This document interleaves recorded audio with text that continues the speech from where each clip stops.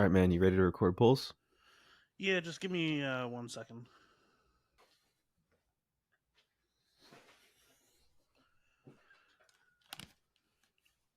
All right, man, you ready to record polls? I just told you, like, what? What are you talking about? Uh,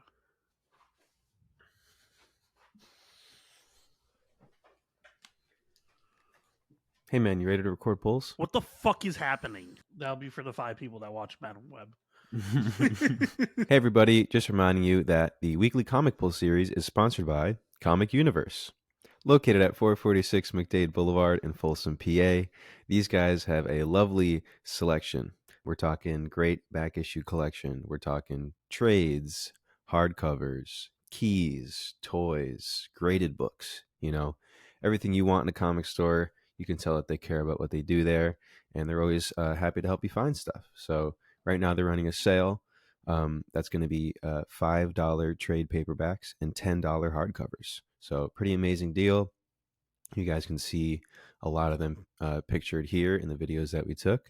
And yeah, thank you to Mike and Mike for the sponsorship. We appreciate it very much. If you guys go down there and see them, make sure you tell them that the Cosmic Panel sent you. Thanks very much for sponsoring us. Remember to like, subscribe, comment below what you guys are excited to pull this week. It's a lot of good pulls. And thanks for supporting us as always. All right, Lucas, what is going to be your first pick for this week? So my first pick this week is X Force number 49. Kind of crazy that we're almost at 50 issues of X Force, which is nuts for just this run. But there's a really cool thing where Wonder Man and Beast are going to be working together. Last issue, we had an older Cerebro backup of Beast get booted up, one who wasn't morally compromised and basically was what the Beast that we kind of are already used to. He's basically trying to run away, trying to figure out why this other version of him is a war criminal and all these different things. And so he goes to the one person that he's trusting right now, which is Wonder Man. If you don't know, Wonder Man hasn't been in a comic in a very long time. Elias, do you even remember the last time he was in a comic? Yeah, so Uncanny Avengers Volume 3, that would have been. That's crazy though that it's been that long though. It's been a while. Yeah. So he's a very fun character. He's one of those unique characters that kind of stands out because he's kind of in it for the fame also a little bit, but he's very unique because his brother is also a villain. Um was the Reaper or Grim Reaper. Grim Um, Reaper, yeah. very excited to see Wonder Man back. It's been forever, and really excited to see where this Beast arc is going to go. It kind of feels like the culmination of everything that this X Force book has been building up to, and that we're finally getting the answers we wanted. Yeah. So Wonder Man and Beast were on an Avengers roster together. So this is West Coast. clearly a Beast that is from that time period, or his backups from that time period. So he knows to go to Wonder Man, and he knows where he might be. But yeah, I'm gonna be curious to see if they pay attention to his history and actually explain how he's back. Because I think last I understood, he was kind of just like a full energy being, and he was kind of hard to control. But yeah, this is going to be an interesting teaming, and this is the penultimate issue of X Force. X Force is over at issue 50, and then that'll be it for the foreseeable future for X Force. Oh, I didn't even realize that this was near the end, but Yeah, makes sense. Honestly, I really can't see this storyline any more stories coming out of this. Kind of feels like right. this is a good end point, especially with the whole Wolverine Sabretooth war kind of already taking out a lot of the X Force characters. So Yeah, yeah. some lack of continuity there, so it's a little weird, but yeah. Yeah, fucking Quentin just getting fucking killed and all them getting killed, and it's like, Well, it's well, just like there's like a disconnect. Especially there should be more of a connect in this era. Like this is the Fall of House era. Like yeah. it's just stuff is starting to feel a little disconnected. What's your first pick for this week, Elias? My first pick for this week is going to be Daredevil number 6. I really enjoyed issue 5. Actually, I thought it was a lot of fun, and I'm enjoying seeing the Seven Sins inhabit like different friends of his and kind of show like an unraveling mystery that you kind of have to figure out. You're like, which sin is this? And it was pretty evident um, about halfway through that She-Hulk was experiencing gluttony. So it was a fun issue, but I've been enjoying it a lot. I think it's a fun concept, and I'm curious to see how Dee Dee's going to take down, all the rest of the sins. And continuing Doctor Strange's guest appearance streak, we get Doc in issue 6 of Daredevil right here, What up, and Doc? luckily Aaron Cooter, sorry, is returning finally in this issue. Yeah. I'm curious. So we know that Ben Urich is what was he again? I haven't been keeping up with this book. I completely dropped it. No, Elektra was Sloth, and then Ben was something else. Oh, Envy. Envy. Envy, and then She Hulk has been Gluttony. Okay, so they still have 4 more to go. Yeah. All right, Lucas. What's going to be your next pick? My next pick is going to be Wonder Woman number 6. I thought Wonder Woman number 5 was one of the best issues of this run. Period. We finally got basically we handled the criticism that a lot of people have brought up, which was Wonder Woman already has a bunch of Wonder Women and girls. Why do we need Trinity? There's already like 4 of them, 3 of them. And I feel like this issue kind of handled that in a very interesting way, where basically she was trying to convince them to not join her war because she didn't want them to have a target on their backs. And regardless of her winning and forcing them to promise, they all still agreed. Diana's not going to fight this alone, and it felt incredibly. I felt like a welcome change because I feel like Diana very much is a solo character most of the time. She works fine on a team, but when she's on her own book, she's usually always by herself. So having these characters that genuinely are related to Wonder Woman but never get any interaction with her, Wonder Girl, Cassie, um, like all these different characters that really deserve their time in the sun, basically. Cassie, Yara, um, they and Donna, like they all deserve a moment to at least be within Wonder Woman's spotlight. And so I'm really excited to see what's going to happen because I mean Trinity still becomes the Wonder Woman of the future. So I'm curious what is going to happen to them within this war and if any of them are going to suffer from casualties. But also on top of that, we're finally getting Wonder Woman's foes coming back to on like a Wonder Woman hit squad, which is very much interesting because it's like, oh, now you're government sanctioned to basically kill her, which is wild. Yeah, Tom King's Wonder Woman continues to be an amazing display and demonstration of how to write dialogue, and is very consistent and does a great job at moving the story along. So it's been well paced so far. Anyway, what's your next pick, Elias? My next pick is going to be Holy Roller number 4. I've really been enjoying this series. I think it's been a ton of fun, and it's has a lot of potential. Last issue, our villain, it looks like he's not going to recover anytime soon. And Yeah. the father, sent more people after Levy to kill him, but his daughter actually seems to like Levy and is going to help him out. So she told him to, get out of town as fast as possible, and he said, "No, I got to stay and protect my father." Um, Pretty heartbreaking issue. They burned down his childhood home, and so that was pretty intense. But yeah, I think this has been doing a good job of balancing comedy and drama so far, and I'm excited to see where this goes. Yeah, it's been brutal, honestly. Last issue was definitely was tough to say the least. But yeah, very excited to see what's going to happen. All right, Lucas, what's your next pick? My next pick is going to be John Constantine, Hellblazer, Dead in America number 2. First issue was actually really good. I really thought it was strong. We had an interesting setup. We basically got a continuation from Simon Spurrier's run, and we also got a continuation basically from Nightmare Country. So it's been pretty solid. Aaron Campbell's art hasn't been insane as I kind of expected it to be honest.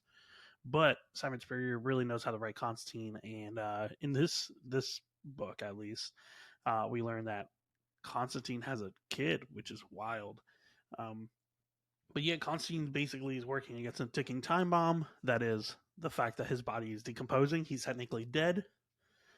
He's basically just a reanimated zombie, and so he has to figure out how to give his body life again before he fully dies and decomposes.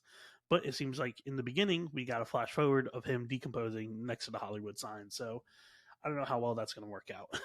So I think this is really good. Simon Spurrier, he's either hit or miss for me usually, but John Constantine, he seems to have nailed. I thought it was a very solid first issue. I wasn't like blown away completely, but I think it's got a lot of potential. And the only my only gripe was that the editing team didn't seem to pay attention to where they last left off with Swamp Thing, because John's already interacted with the new Swamp Thing. Well, apparently this is a Black Label book, so Yeah, but if otherwise, they're I don't know, it just seems if they're like referencing and kicking off from like past storylines that they should be recognizing like everything in the universe if they're gonna touch on different characters. It just seems a little odd that he doesn't realize that Alec is not like Swamp Thing anymore. yeah. I mean, yeah. Guess we'll have to find out though. I expect the Yeah. art though to be crazy for this one. Anyway, Elias, what's your next pick? My next pick is going to be Rise of the Powers of X #2. Fall definitely is going to just continue carrying along the combat storyline and not really address any of the future or deeper stuff. So a little less interconnected with this time around's Rise series than I would like.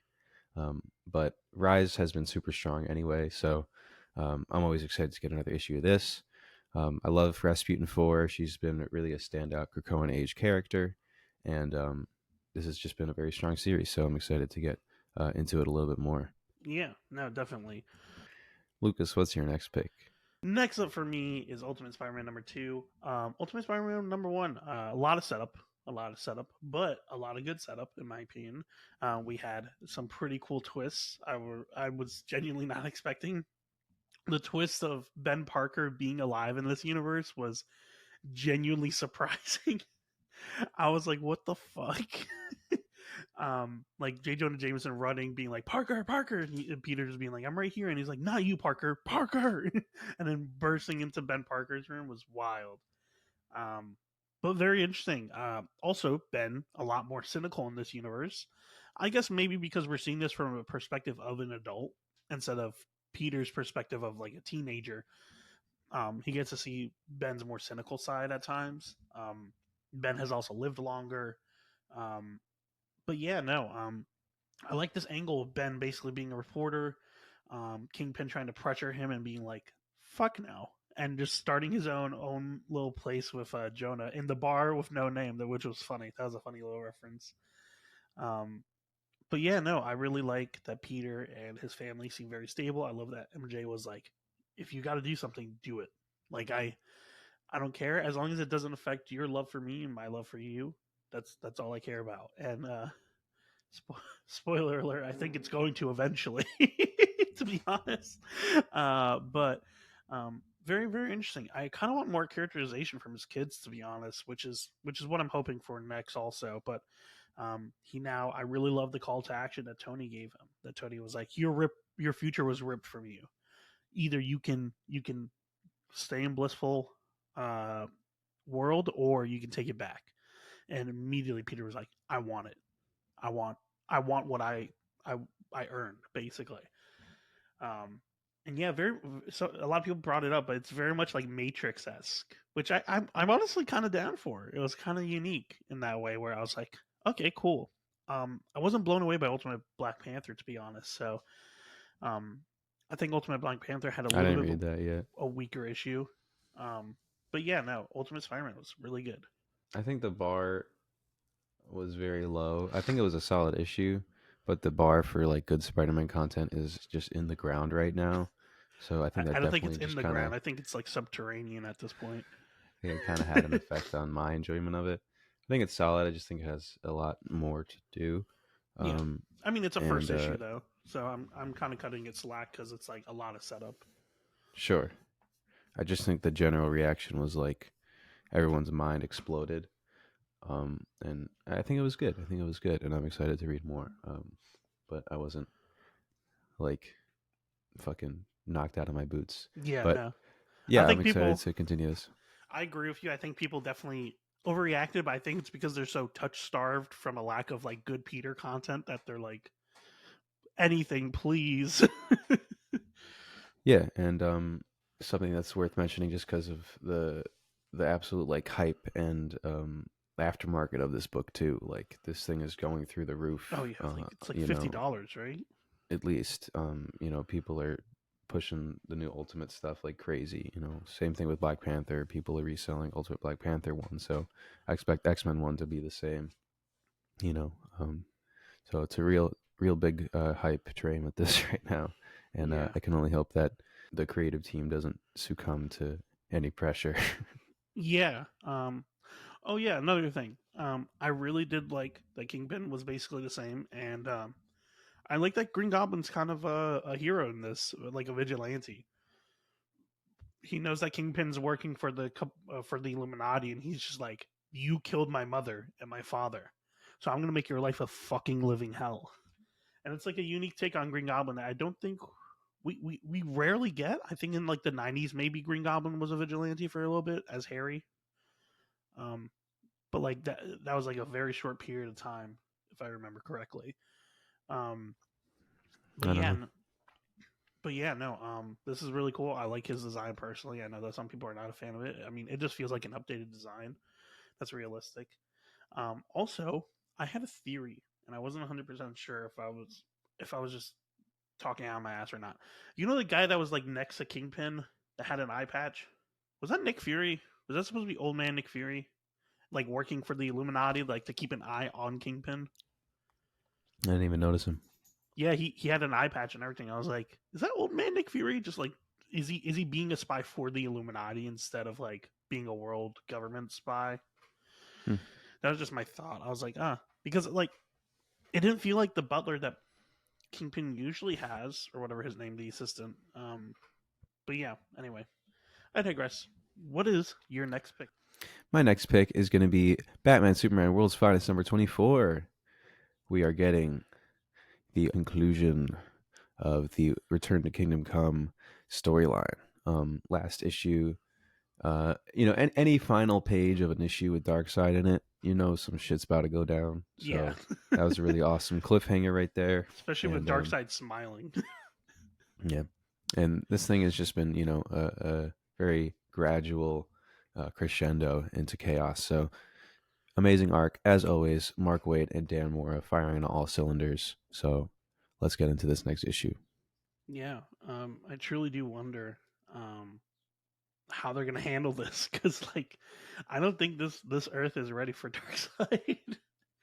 um, but yeah, on top of that, I really did love the updated designs for a lot of the characters. But yeah, I'm curious to see how they're gonna wrap this up because this has to leave the characters where we see them in the beginning of Kingdom Come.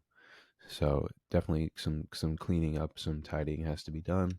But I have no doubt that Wade will be able to pull it off. All right, Lucas, what is your top pick for this week?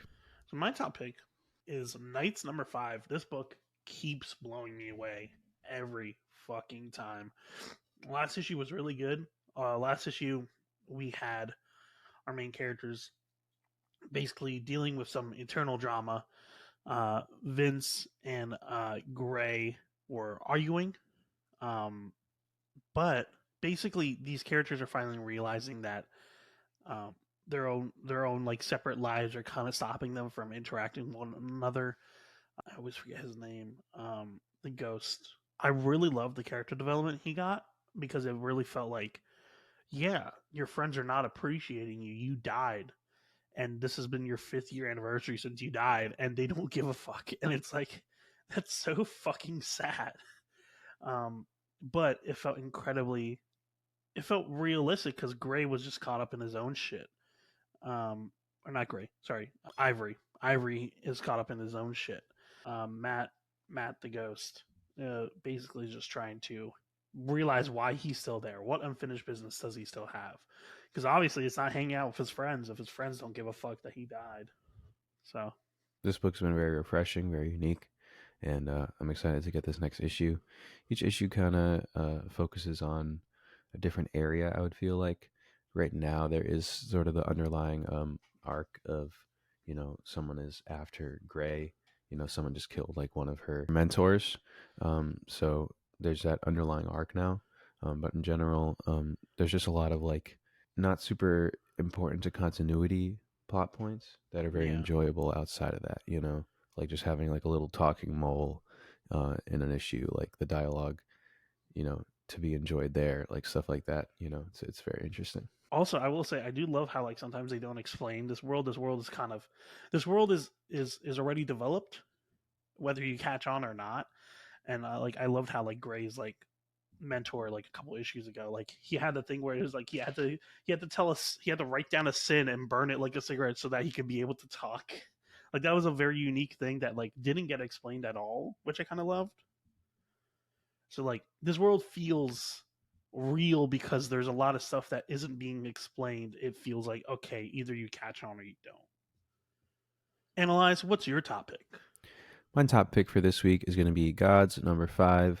I just love this book. I have enjoyed it more and more as the issues go on, and I'm really digging what Hickman's trying to build out. Again, I love Marvel cosmic stuff. I love Marvel supernatural stuff, and this is a big amassing of that kind of content.